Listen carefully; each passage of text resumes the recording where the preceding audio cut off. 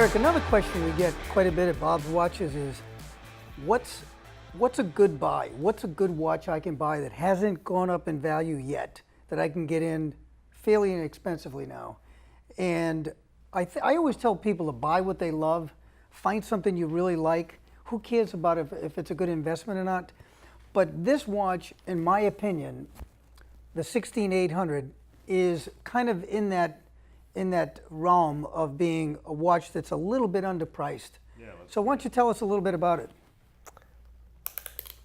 This watch recently came to Bob's Watches from the original owner.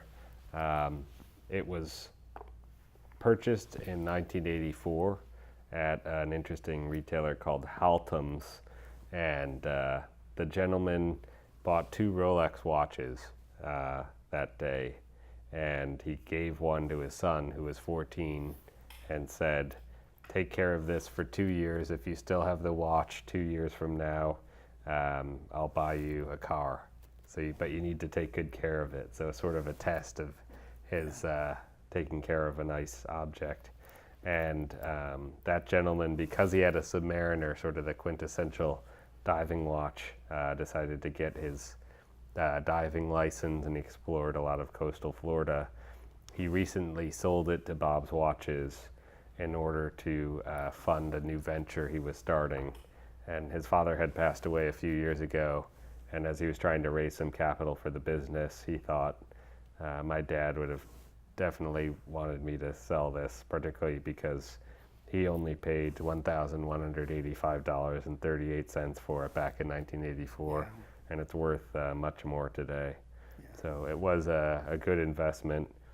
The owner said that his fondest memory as a kid was working on custom hot rods with his dad, with both of them wearing their Rolex watches back in his high school years. So interestingly enough, the owner decided to break it up into 2 payments, maybe because of paycheck or something else. Just going to talk about that. That's interesting, isn't it? Yeah, so tell me what you saw. So by the receipt here, it looks as though he put a down payment of $500 or $600 down. $685. 38, and paid off the balance in, I think, a month later. Only 17 days later. 17 days. Yeah, so he's probably waiting for his end of the month paycheck. Yeah. So he paid his first payment on August 13th, second on August 30th.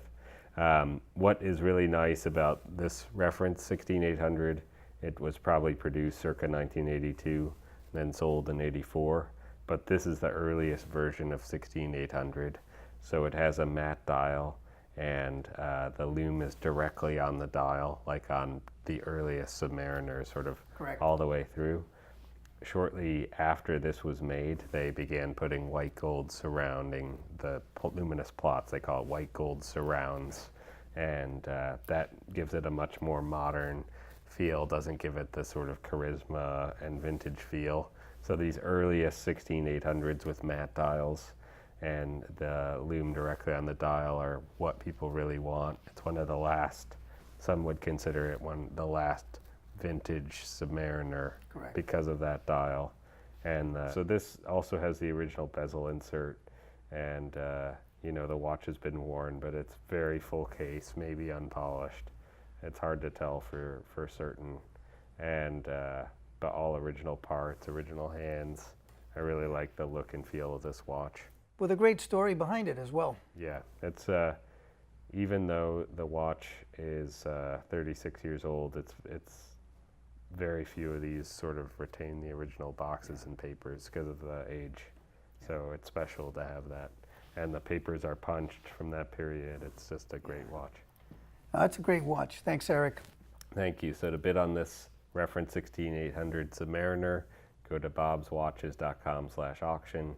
This is a Rolex Box and Papers online auction with Bob's Watches in collaboration with Wynn Vintage, and you can get some really spectacular vintage and modern watches available. Thank you. Thanks, Eric.